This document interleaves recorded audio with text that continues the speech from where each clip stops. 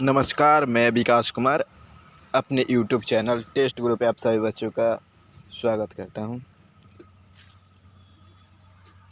आज हम लोग महत्वपूर्ण अनुच्छेद भाग 9, भाग 10, भाग 11 एवं 12 पे चर्चा करेंगे।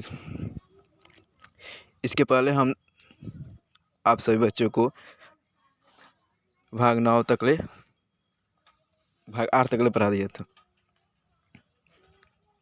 उम्मीद करता हूं आप सभी वो सब पिछले के सभी वीडियो देख लिए होंगे। चलिए शुरू करते हैं। क्लास शुरू करने से पहले एक बार आप इस वीडियो को अभी अपने सभी दोस्तों के पास शेयर कर दीजिएगा। अच्छा लगेगा वीडियो तो लाइक कर दीजिएगा और आप चैनल को सब्सक्राइब कर लीजिएगा। शुरू किया जाए। चलिए हेडिंग लगाइए। क्लास शुरू करने से पहले एक बार सरस्वती माँ की सब कोई बोलिए जय। और उससे पहले एक मोटिवेशनल कोट जो आपको ऊर्जावान बनाएगा। और माँ तेरे पसीने को मोती चमक सपने बड़े देखना, माँ पूरा करके तेरा शेर से नहीं दिखलाएगा।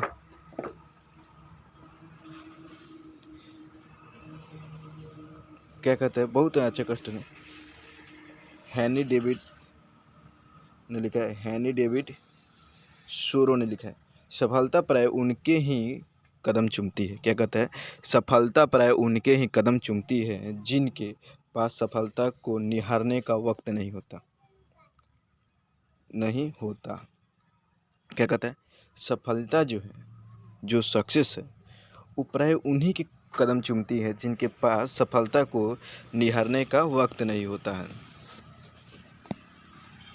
समझ में आ रहा है। चलिए अब मैं उम्मीद करता हूँ आप अपने सभी दोस्तों के पास ग्रुप में शेयर कर दिए होंगे। अब चलिए हेडिंग लगिए। भाग 9। भाग 9 में किसकी चर्चा है? तो पंचायती राज की चर्चा, जिसे आप सभी जानते हैं कि 24 अप्रैल 1993 ईस्वी को लागू किया गया। लेकिन हम इसको विस्तार से देखेंगे।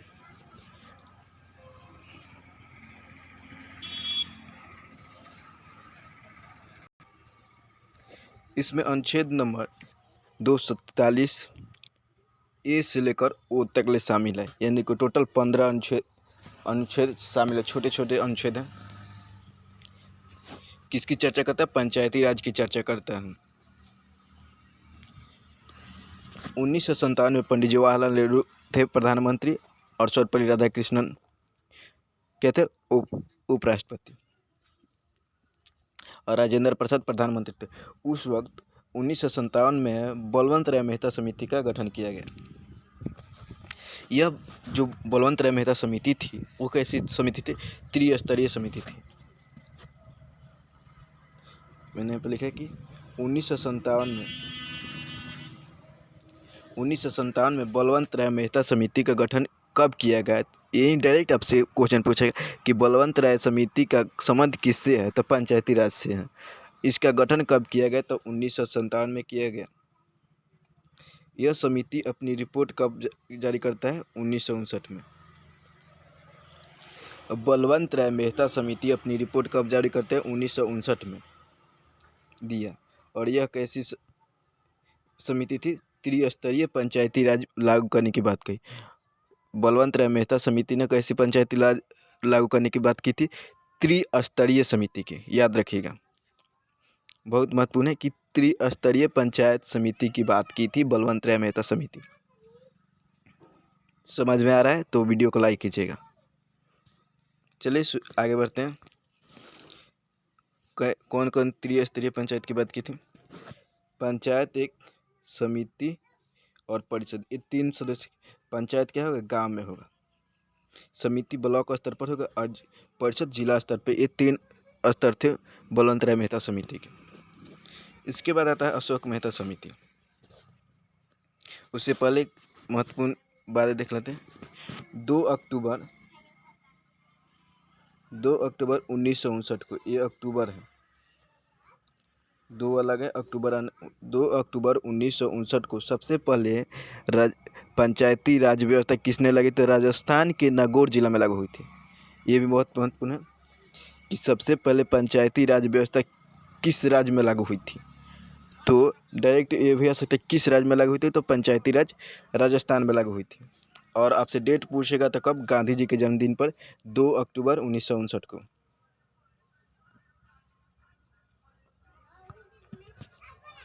उसके बाद अनुच्छेद देखते हैं, अनुच्छेद नंबर 243 कहाँ से 243 पंचायती राज की चर्चा करता है। 243 ए से लेकर ओ तक, इन टोटल 15। उसी में एक अनुच्छेद है जी, जो क्या कहता है?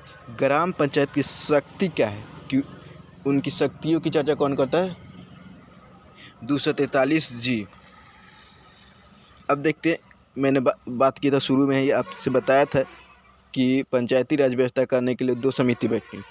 पहली समिति 1956 में बनी थी, पंडित जवाहरलाल नेहरू के समय, और दूसरी समिति मोरारजी देसाई के समय बनी थी 1977 में। यह समिति का नाम है अशोक मेहता समिति, ऊपर में है। यह समिति कब बनी थी? 1977 में। किसके समय बनी थी? मोरारजी देसाई के समय समिति का गठन किया गया था। लेकिन मोरारजी देसाई के समय आकाशकालीन की मृत्यु हो जाने के कारण वह इसे गठित तो कर दिए, लेकिन लागू नहीं कर पाए। तो यह उतना प्रभावशाली नहीं हुआ, जिसके कारण यह समिति भी विफल रही। लेकिन एक बार इसे एक प्रश्न पूछा कि जो अशोक मेहता समिति थी वो कितने स्तरीय पंचायती राज व्यवस्था लागू करने की बात की थी। लागू तो नहीं कर पाए, लेकिन वो जो सवाल वो तो पूछ सकता है ना। तो सवाल पूछा था एसएससी की किसी एग्ज़ाम में, मुझे उतना तो एग्जैक्ट याद नहीं है, कि 1977 में मोरारजी देसाई जो समिति बनाए थे वो कितने स्तरीय पंचायती राज की बात की थी। तो कितने स्तरीय? द्विस्तरीय थी, जबकि अशोक मेहता समिति त्रिस्तरीय थी। ध्यान से सुनिए, अशोक मेहता त्रिस्तरीय थी और भले अशोक मेहता द्विस्तरीय, और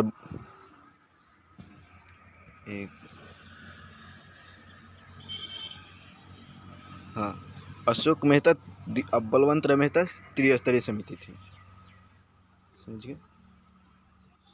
ये था अशोक मेहता समिति और बलवंत राय मेहता समिति। आगे बढ़ते हैं, ये द्विस्तरीय थे। लेकिन 24 अप्रैल 1993 में सब किसी को यह आभास हुआ कि नहीं, एक इस तरह से हम अपने देश की विकास नहीं कर पाएंगे अच्छी तरह से, क्योंकि अभी भी हमारे जनसंख्या का अधिकांश हिस्सा गांव में निवास करता है, ये आप सभी जानते हैं। तो सभी लोगों ने ये विचार किया कि क्यों ना हम इस जो पंचायती राज की बात की थी गांधी जी ने, उसे हम क्यों ना अनिवार्य कर दें। लागू तो कर दिए थे, लेकिन अनिवार्य नहीं कर दिए थे। तो इसे 24 अप्रैल 1993 को 73वां संविधान संशोधन द्वारा क्या कहते हैं? अनिवार्य कर दिया कि सभी राज्य को यह लागू करना पड़ेगा कि आप अपने राज्य में पंचायती राज व्यवस्था लागू कीजिए। और तब से सभी राज्य में पंचायती राज व्यवस्था लागू होते। तो आपसे यह नहीं पूछे कि संविधान संशोधन में ये आपसे ज़रूर पूछेगा कि कब लागू हुआ था। तो कब लागू हुआ था? 24 अप्रैल 1993 को। एग्जैक्ट डेट याद रखिएगा, 24 अप्रैल 1993। एक बार फिर से बोलिए मेरे साथ, 24 अप्रैल 1993 को 73वां संविधान संशोधन द्वारा कहता है पंचायती राज व्यवस्था को सभी राज्यों में अनिवार्य कर दिया गया। लेकिन सबसे पहले लागू किसने किया था? राजस्थान में लागू हुआ था।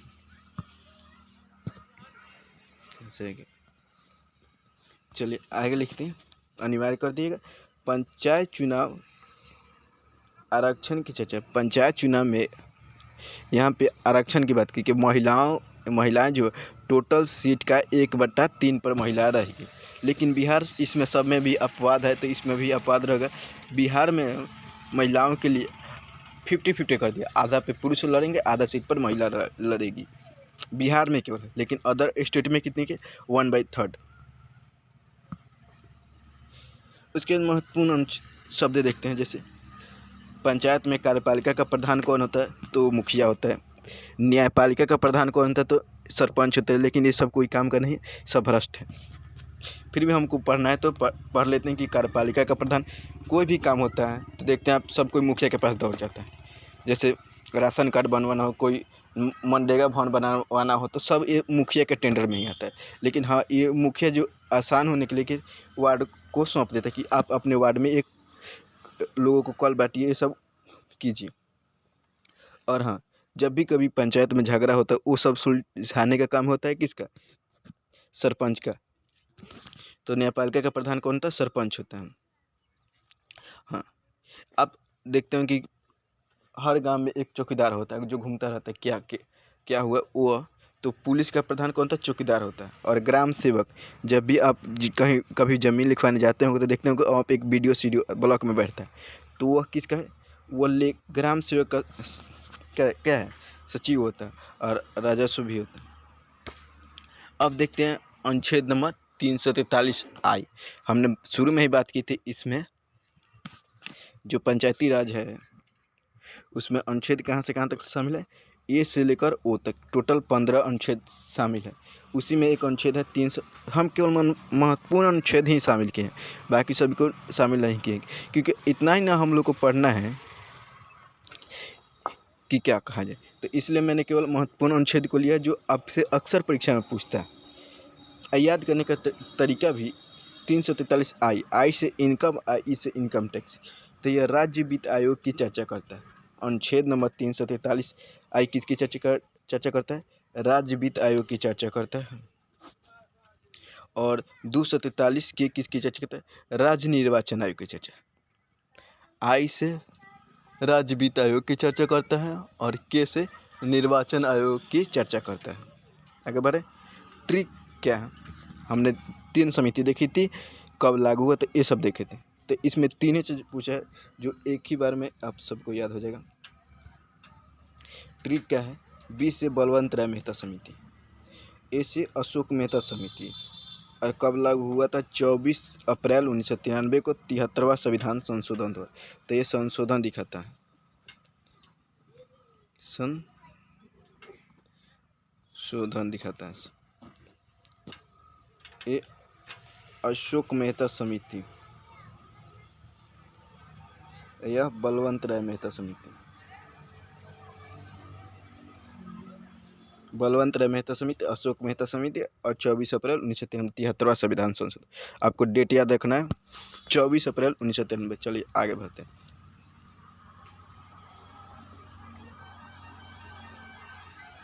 देखिए, पंचायत चुनाव लड़ने की योग्यता। अब योग्यता देखते हैं कौन पंचायत चुनाव लड़ सकता है। तो उसकी योग्यता क्या? एक उम्र जो है, भारत का तो नागरिक होना चाहिए, उम्र उसका 21 वर्ष होनी चाहिए।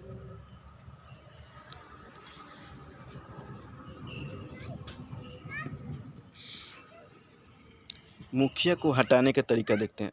अब मुखिया को जितने भी उस मुखिया पंचायत में जितने भी वार्ड सदस्य थे उनके 2/3 से पास कराना पड़ेगा।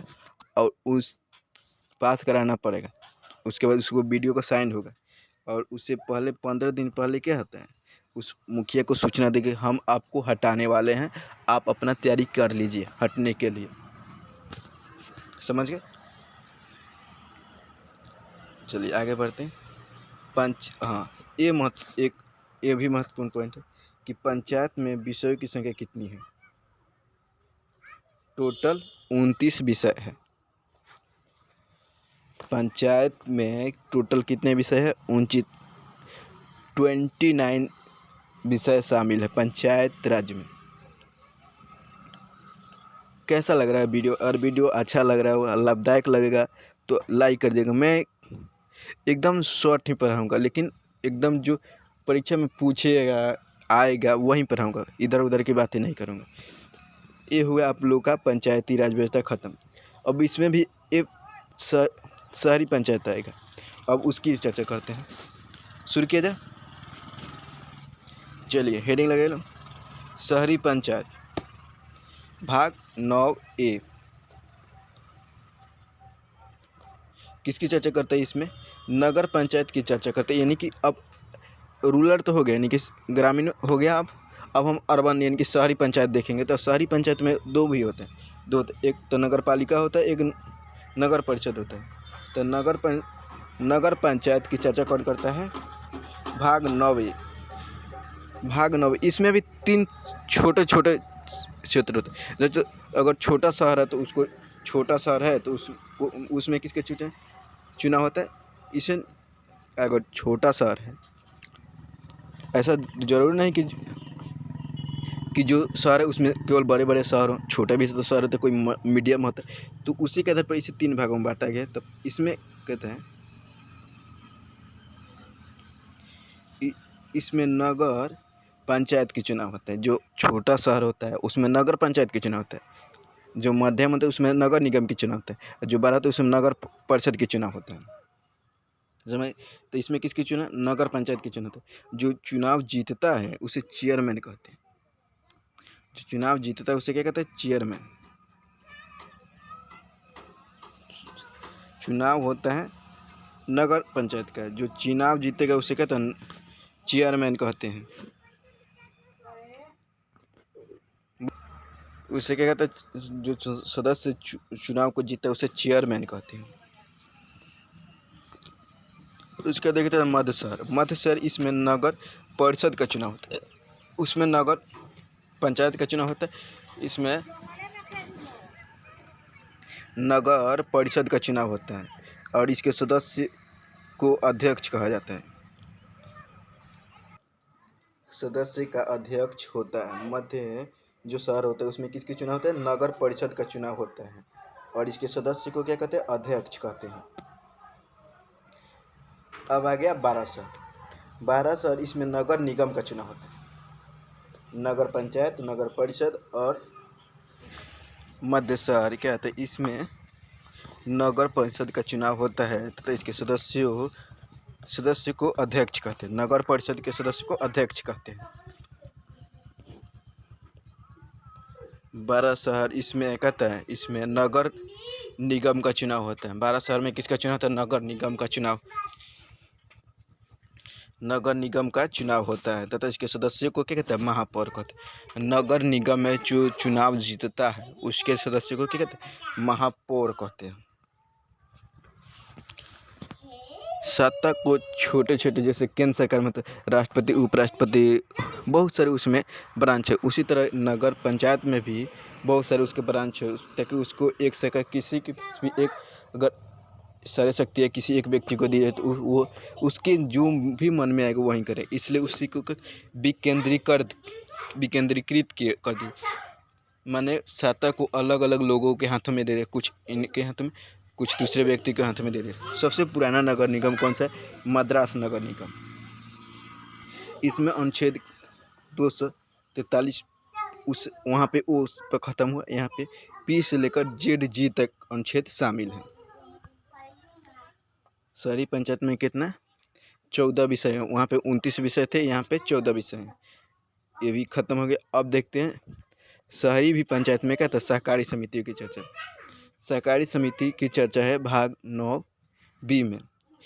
यह एक छोटी मोटी एक मान लीजिए समिति होती है जिसमें मैक्सिमम 10 या 12 लोग होते हैं जो छोटे मोटे काम को करते हैं, उसे कहते हैं सहकारी समिति। इसमें अनुच्छेद 243 ZH से लेकर कितना ZT तक ले शामिल है। अब ये आप लोगों का कंप्लीट भाग 9 हो गया। अब हम भाग देखते हैं 10, जिसमें एक ही अनुच्छेद है 244। यह SC और ST के प्रशासन की चर्चा करता है। SC ST के प्रशासन की चर्चा कौन करता है? भाग 10 अनुच्छेद 244। अब एक ही अनुच्छेद था इसमें। अब देखते हैं भाग 11 में अनुच्छेद 245 से लेकर 263 तक ले अनुच्छेद है। 245 से लेकर 263 तक किसकी बात करता है? केंद्र राज्य संबंध की बात करता है भाग 11। केंद्र राज्य संबंध की बात कौन करता है? तो भाग 11। आप लोगों को समझ में आ रहा है ना? अगर आ रहा होगा तो लाइक जरूर कर दीजिएगा। चलिए देखते हैं इसमें अनुच्छेद नंबर 249। अनुच्छेद नंबर 249 कहता है यदि राज्य में कहता है आपातकाल लागू हुई है या देश में आपातकाल लागू हो तो राज्य के सभी नियम कायदा कानून कौन तय करेगा? केंद्र सरकार तय करेगा। वहीं अनुच्छेद नंबर 249 में लिखा है कि आपातकाल के दौरान केंद्र सरकार जो है राज्य में कानून बना सकती है। यदि राज्य में हो या केंद्र में, ये पूरे देश में लागू हो, अगर आपातकाल लागू हो तो राज्य में कानून कौन बना सकता है? केंद्र सरकार बनाएगी। ये हो गया अनुच्छेद नंबर 249। अनुच्छेद नंबर 253 में किसकी चर्चा? अनुच्छेद नंबर 253 में राज्य के बिना अनुमति के, अनुच्छेद नंबर 253 में यह साफ लिखा गया है कि राज्य के बिना अनुमति के, राज्य से बिना अनुमति लिए केंद्र सरकार किसी भी राज्य में कोई भी फैक्ट्री स्थापित कर सकती है बिना राज्य के अनुमति के। किसमें है? अनुच्छेद नंबर 253। अनुच्छेद नंबर 253 में यह लिखा गया है कि बिना राज्य के अनुमति के केंद्र सरकार किसी भी राज्य में कोई भी फैक्ट्री स्थापित कर सकती है, लगा सकती है। यही है। अब देखते हैं अनुच्छेद नंबर 262। अनुच्छेद नंबर 262 में कहते हैं नदी नहर निगम की चर्चा, नदी नहर की चर्चा, अनुच्छेद नंबर 262। अब दो महत्वपूर्ण अनुच्छेद है 266 और 267। अनुच्छेद नंबर 266A, भले 246A देख लेते हैं, एक छूट गया था उसको मैंने वापस लिखा था। 246 से GST की चर्चा करता है। अनुच्छेद नंबर 246 GST की चर्चा करता है। इसके बारे में हम आगे विस्तार से पढ़ेंगे, कब आया, किस समिति की सिफारिश पर है, कितने इसके स्लैब होते हैं, ये सब आगे बढ़ेंगे।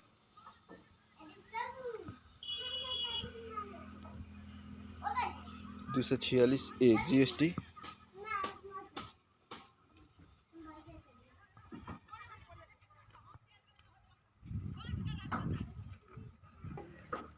ये हो गया भाग आप लोगों का कंप्लीट 11। अब देखते हैं भाग 12। भाग 12 में अनुच्छेद नंबर 264 से लेकर 300E तक शामिल है। भाग 12 में अनुच्छेद कहाँ से? भाग 12 में अनुच्छेद 264 से लेकर 300 तक अनुच्छेद शामिल है। इसमें किस वित्त संपत्ति एवं संपदा की चर्चा है। अनुच्छेद नंबर 264 में कहते हैं वित्त संपत्ति एवं संपदा की परिभाषा किसमें? अनुच्छेद नंबर 264 में। ये आपसे पूछेगा, कभी नहीं पूछेगा, लेकिन आपसे आगे वाला अनुच्छेद 265A, 266, 267 जरूर पूछेगा। यह हर एग्जाम में पूछता भी है। तो 265A ध्यान से देखिए।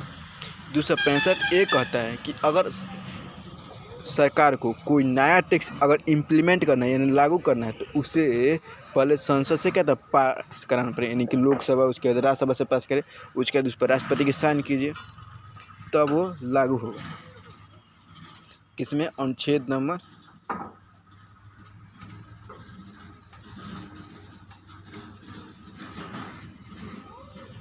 टैक्स कोई नया पास कराना है तो उससे क्या था? पहले संसद से क्या था? पास कराना पड़ेगा। किसमें? अनुच्छेद नंबर 265 में है। अनुच्छेद नंबर 266 में किसकी चर्चा है? संचित निधि की चर्चा है अनुच्छेद नंबर 266 में। संचित निधि किसके पास होता है? RBI के पास होता है। लेकिन आकस्मिक निधि किसके पास होता है? राष्ट्रपति के पास। 266A संचित निधि की चर्चा है। अनुच्छेद नंबर 266A संचित निधि की चर्चा करता है। यह RBI के पास होता है। संचित निधि किसके पास होता है? RBI के पास होता है। कोई पूछे कि संचित निधि 266 अनुच्छेद में है, वह किसके पास संपत्ति जमा रहता है? तो RBI के पास रहता है। निकालने के लिए, संचित निधि से पैसा निकालने के लिए पहले आपको कहता है लोकसभा एवं राज्यसभा से कहता है पास कराना पड़ता है। इसको मैंने डायरेक्ट लिख दिया संसद से पास करें। संसद में ही लोकसभा, राज्यसभा एवं राष्ट्रपति आते हैं। लेकिन अनुच्छेद नंबर 267 में किसकी चर्चा? आकस्मिक निधि की चर्चा है। आकस्मिक निधि 267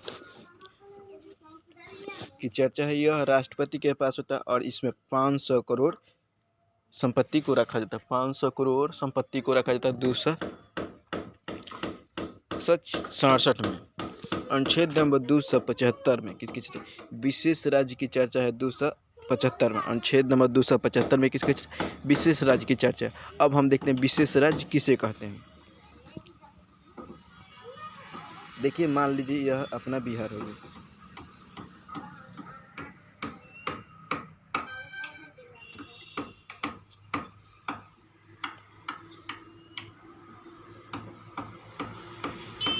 ये अपना बिहार हो गया। क्या है? ये बिहार है।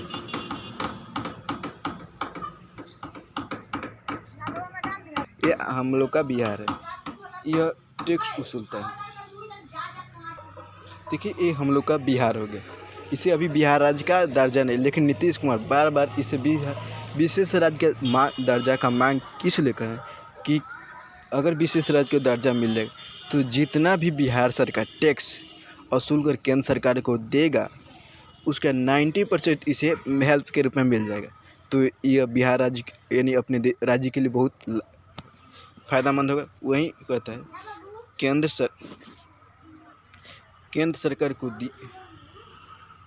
सरकार को जितना भी टैक्स दिया जाता है उसे कहते हैं राज्य को पुनः वापस मिल जाए, उसे ही कहते हैं विशेष राज्य का दर्जा कहते हैं। 10 इस तरह 40% मिलता है। इस तरह कितना मिलता है? 40%। देखिए, इस तरह 40% मिलेगा। लेकिन अगर विशेष राज्य का दर्जा मिल जाएगा तो हमें कहते हैं जो राज्य केंद्र सरकार है वो 90% कहता है वापस कर देगा। तो उस पैसे को हम किसी निर्माण में लगा सकते हैं, कोई फैक्ट्री स्थापित कर सकते हैं, समझ गए। उसी लिए नीतीश चाचा हमेशा विशेष राज्य की मांग करते हैं, समझ गए। विशेष राज्य क्या है, विशेष राज्य की चर्चा क्यों करते हैं? सही 10% राज्य सरकार लगाती है। अगर कोई फैक्ट्री भी स्थापित हुई, मान लीजिए एक Tata iron and steel company की फैक्ट्री बिहार में लगानी है, तो उसमें 10% क्या कहता है राज्य सरकार मदद करेगा और 90% केंद्र सरकार से आएगा हेल्प। तो देश राज्य का तो जल्दी तरक्की करेगा और आगे बढ़ेगा। यही विशेष राज्य की मांग है, समझ गए। अब देखते हैं अनुच्छेद नंबर 280। अनुच्छेद नंबर 280 में वित्त आयोग की चर्चा है। वित्त आयोग 280 जो संपत्ति उपत्ति की देखरेख करता है, जो हमारे वर्तमान में निर्मला सीतारमण जी है, उसी की चर्चा करते हैं वित्त आयोग 280। उससे पहले देखते हैं अनुच्छेद नंबर 279A, जिसकी हमने पहले बताया था कि हम इसको आगे जीएसटी की बारे में बात करेंगे। वही है जीएसटी, हेडिंग है GST, goods service tax. Full form कहते हैं, जीएसटी का फुल फॉर्म भी पूछ सकता है, goods service tax. GST council की चर्चा है 279A, लेकिन जीएसटी की चर्चा 246A में काउंसिल। यह जीएसटी जो है समवर्ती सूची पर लगने वाला टैक्स, और इसे हम कनाडा से इम्प्लीमेंट किए, यानी कि अपने संविधान में ये नहीं था, लेकिन इसे हमने कनाडा से लाया है। जीएसटी किस पर लगने वाला? समवर्ती सूची पर लगने वाला टैक्स है। और जीएसटी इनडायरेक्ट टैक्स है। कैसा टैक्स है? इनडायरेक्ट टैक्स है। इसके 5 स्लैब होते हैं। जीएसटी के 5 स्लैब होते हैं, 0%, 5%, 12%, 18%, 28%। 0, 5, 12, 18, 28%। जीएसटी के कितने स्लैब है? 5 स्लैब है। जीएसटी के कितने स्लैब है? 5 स्लैब है। कौन कौन? 0, 5, 12, 18, 28। जीएसटी कब लागू होता है? 0%। 0% वैसे चीज़ों पर लागू होता है जो कृषि से संबंधित है। कृषि से संबंधित जैसे ट्रैक्टर हो गए, ट्रैक्टर पे कोई टैक्स नहीं है। खाद्य बीज हो गए, इस पर कोई टैक्स नहीं, ये टैक्स फ्री है। जितने भी कृषि से संबंधित है, जो किसानों की हेल्प करता है इनडायरेक्टली या डायरेक्टली, उस पर कोई टैक्स नहीं है। 5% खाद्य पदार्थों पर।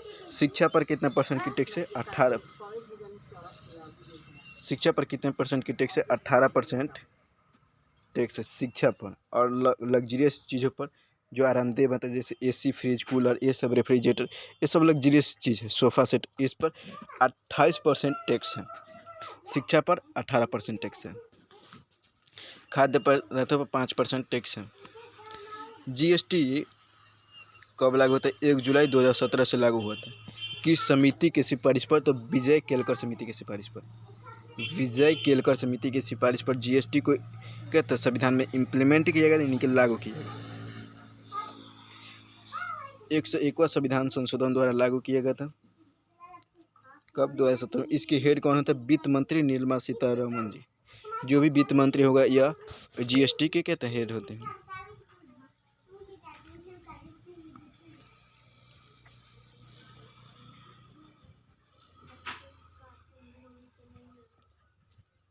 अनुच्छेद नंबर 292, केंद्र सरकार विदेश से ऋण ले सकते हैं। दूसरा अनुच्छेद नंबर 292 में इसका जिक्र है कि अगर संपत्ति घटेगा तो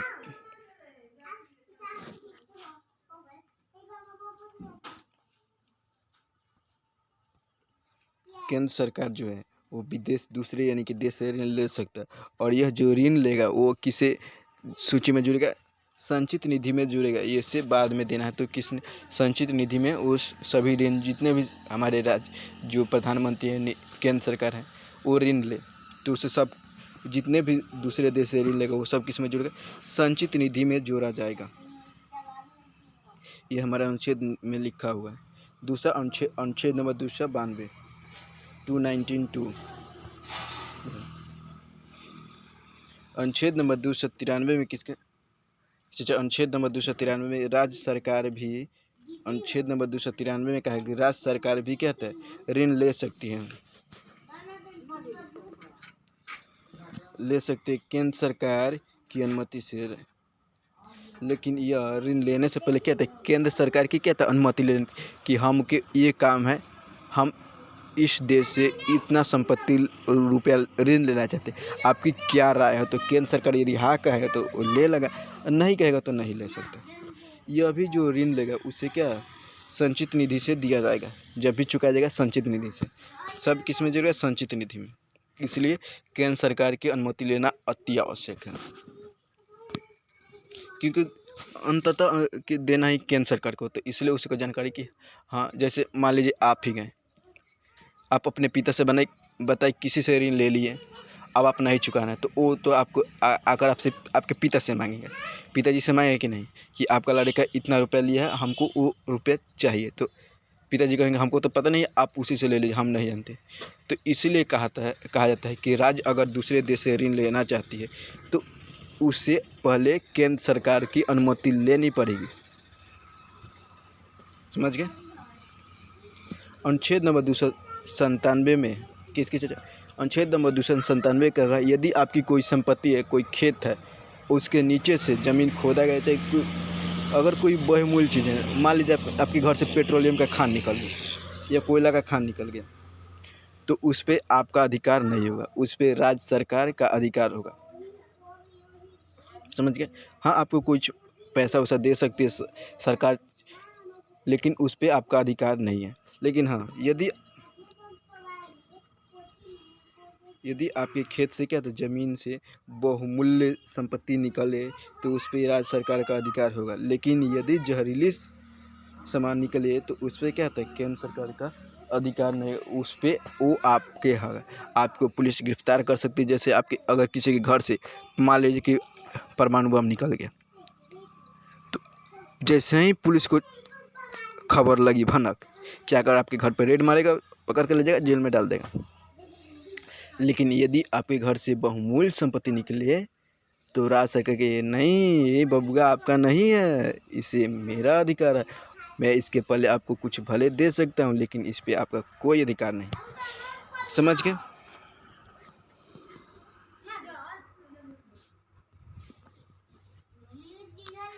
अब देखते हैं अनुच्छेद नंबर 300A, अंतिम अनुच्छेद भाग 12 का, जिसे कहते हैं संपत्ति का अधिकार, जो पहले मौलिक अधिकार था वर्तमान में इसे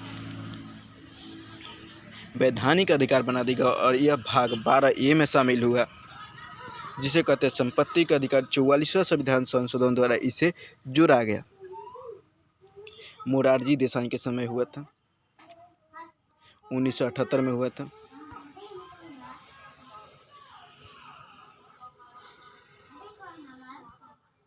संपत्ति का अधिकार क्या था? शामिल है। अनुच्छेद नंबर 300 में संपत्ति का अधिकार शामिल है। 44वां संविधान संशोधन द्वारा इसे जोड़ा गया। मोरारजी देसाई के समय हुआ था। इससे कब जोड़ा गया? तो 1978 में हुआ था। ये हुआ आपका भाग 12 तक ले कंप्लीट।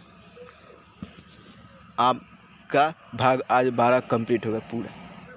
अब हम नेक्स्ट क्लास में देखेंगे भाग 15, जिसमें भले 13, 14, 15 देखेंगे।